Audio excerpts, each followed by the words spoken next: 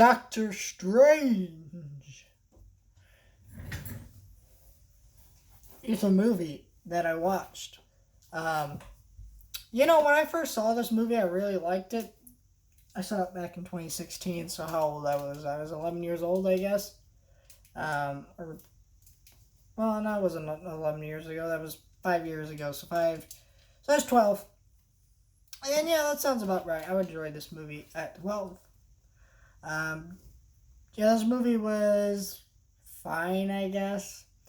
I went out of the theater really liking it, and then I didn't see it again since I saw it in the theater back in 2016. Which shows you that this movie is not very good. Because movies, you're supposed to be able to rewatch them. I guess, unless they're like a documentary or something.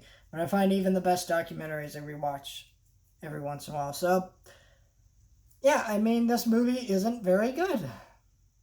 Because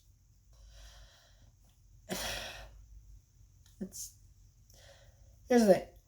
Doctor Strange is just boring Tony Stark. And what I mean by that is he has the same character arc. We have an arrogant douchebag asshole who becomes a better person through the course of the movie. Except Doctor Strange is extremely more unlikable than Tony Stark was in Iron Man at first. But then he just kind of switches. So it feels more like he completely changed as a character. And what I mean by that is not like Tony Stark did, where it was a natural progression of a character because he still has similar traits to his asshole self, but it means that it's just he changed. And it doesn't feel natural at all. And then the other part of this movie is, Benedict Cumberbatch. Excuse me if I pronounce his name wrong. He has a really hard name to pronounce.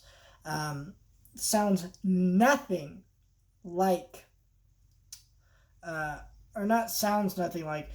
none of the charm and charisma that Robert Downey Jr. does. And the reason for that is because he's not a charismatic actor. He is a dramatic actor. And so most of the films he plays in, he plays very dramatic. And so he does not do that great of a job here. He does okay for what he's given, but what he's given doesn't work for the type of actor they cast. Sure, he looks the part, but that's about it. And it's kind of just and they don't focus more on the wizard thing. And combining science with magic. He just kind of just goes, sorry, now I'm a magician, and doesn't really combine both, which it should have combined both and done more with the, kind of combining both together to make a really brilliant guy. And it would have been a kind of more interesting character dynamic. But as this stands, this is just a 5 out of 10 boring movie. The villain isn't very interesting. The action's really cool and the visuals are really neat, but I remember the visuals of those scenes, not what actually happens in those scenes. And that's how you know this movie isn't that great. It's a 6 out of 10.